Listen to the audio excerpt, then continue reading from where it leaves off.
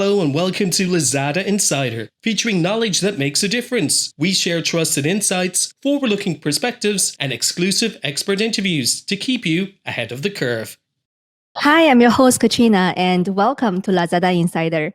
Don't forget to follow this channel for exclusive insights every week. But personally, I find today's topic very interesting and extremely useful. The experience we have right now, living through the pandemic, is really changing all aspects of our lives and in ways that will alter some of our behavior long after the pandemic subsides.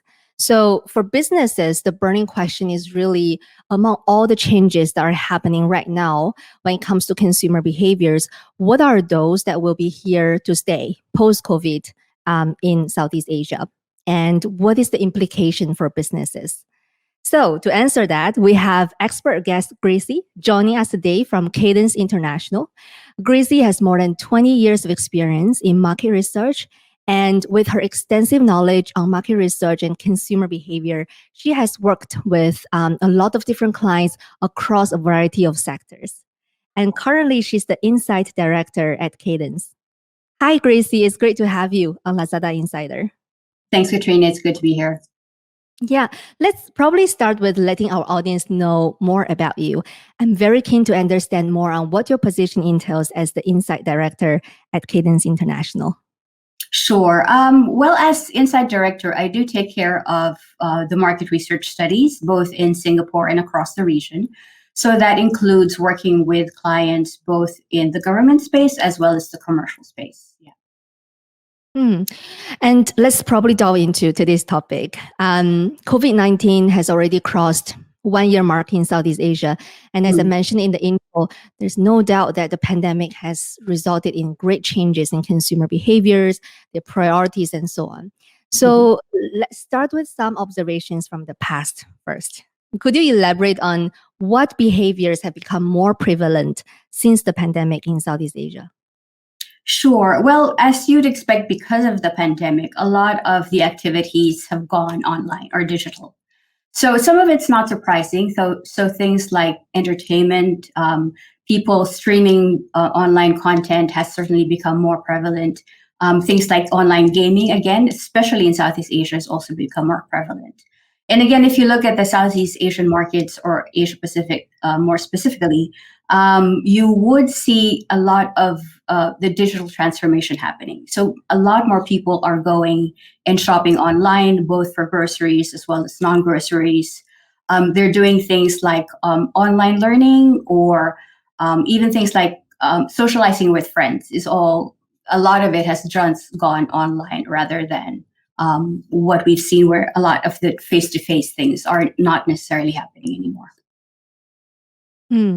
And we do see that, with vaccination now started to roll out, although I would say at different paces across countries in Southeast Asia, at least I would say hope is on the horizon for Southeast Asia countries. We know that it will, gradually recover. And this is exactly when businesses start to look to the post-pandemic world and wondering, which of those behavior will stick in the future. And but before we talk about those specific profound impacts, what are the key factors that determine whether a behavior will stick or not? Well, when we did our study, we also it's also important to bear in mind that even though they say that it's something that they might do, it's difficult to tell because people will always say they do something. It's hard to predict the future. So we looked at different things in order to look at what those specific behaviors are that will determine what they'll do in the future. So we looked at things like, is it convenient? Is it time saving? Is it cost effective? Is it enjoyable? And is it personally rewarding? So different behaviors answer those different needs. So for example, something like streaming video content is certainly something enjoyable, but that's not necessarily cost effective. Or something like shopping for groceries online, definitely convenient and time saving, but then again, not necessarily something that's enjoyable for people. So each of the different markets and each person will certainly have their own motivations for whether or not they continue to do certain behavior or whether or not because it doesn't meet a certain need that they have, then they'll probably start doing it or do it less post the pandemic. So one of the interesting things we also found in our study was that, when things go quote unquote back to normal, a lot of people still won't go back to the activities that they did pre-pandemic. So the idea of going out and eating out, or going to the movies or the theater, or even shopping in retail stores, a lot of people say that they'll do a lot less of it, even when things go back to normal. So while there's hope with all the vaccinations going on, and hopefully that'll continue, I think businesses should be wary of just expecting consumers to go back to their normal behavior pre-pandemic. Let's talk about then specific behaviors that Mhm. consumer will continue doing after, let's say, with minimal restrictions or without restriction at all. Mhm. And more interestingly, what are the implications for Southeast Asia businesses? Sure. So a few key things that we found in terms of what are those things that consumers say that they will continue doing, and which also meets their needs. So we think that these are the behaviors that will continue in the future. So things like shopping online, both for groceries as well as non-grocery items, are things that are very likely to continue. Things like learning skills online is also one of the things that came out. A lot of it was also related to food and beverages. So during the pandemic, we found people saying that they're planning they're planning meals from home, or they're cooking things from scratch, or they're making celebrations at home to make it more special. So these are the kinds of things that we think will continue in the future. So what does it mean for businesses in Southeast Asia? How do they sort of, tailor their strategies or their plans to these specific needs of consumers in the future? I mean, knowing that there's certainly a lot of things that businesses, if they haven't thought about it yet, or if they're just in the initial stage of thinking about it, they should be thinking about these things already, given the importance of these digital changes and these digital transformations and the way that consumer behavior is changing. Businesses really need to think about, if they haven't yet, what they can do to make the digital experience for consumers better.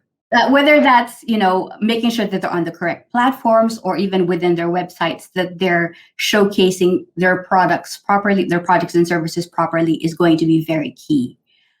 So because competition has certainly increased, because more and more businesses are going online, businesses need to make sure that they're able to differentiate how they sell their products, and that they provide enough information and the correct information for consumers to be able to appreciate their products. For example, and I think you've talked about this in some of your other features, is this whole idea of live streaming. So, for example, live streaming, it certainly provides opportunities for consumers to kind of interact with the store digitally, and it also provides businesses a chance to connect with their consumers.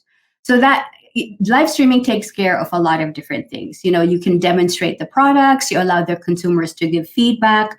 A lot of fear these days is about kind of fake products or fake companies. So consumers being able to see what you're actually selling, and being able to kind of have a person behind that product or behind that brand selling it, I think reassures a lot of consumers. So one of the other things I think businesses also need to think about is just their delivery systems. So, for example, a lot of wholesalers have realized that maybe they need to think about like a direct consumer type delivery system, especially now that consumers are putting more things in their grocery baskets online. So rather than just selling wholesale to the big retail stores, how do these kind of wholesale business reach out to the consumers?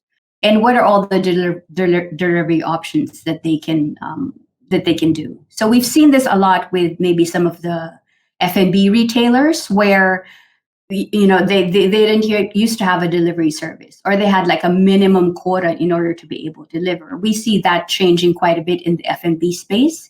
And I think some of the retailers, especially those that don't necessarily offer retail products, find in terms of converting that to a more consumer-friendly delivery system.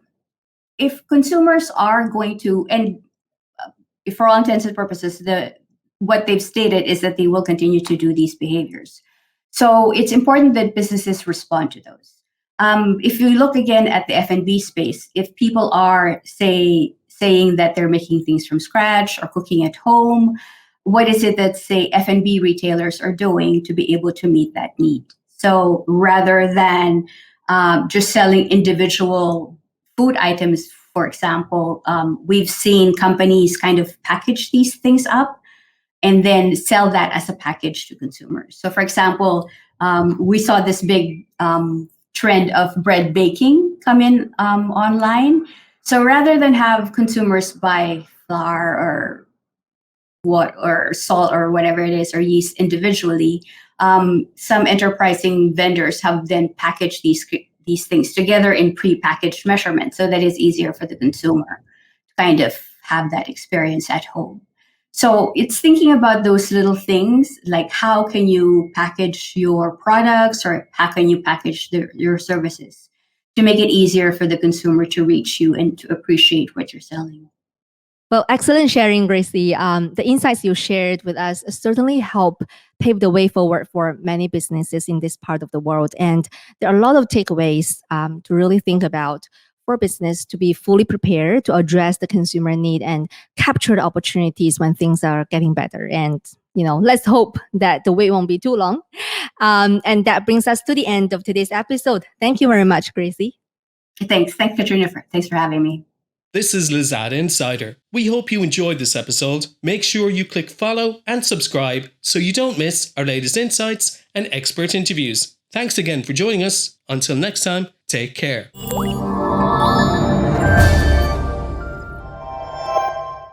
Lazada.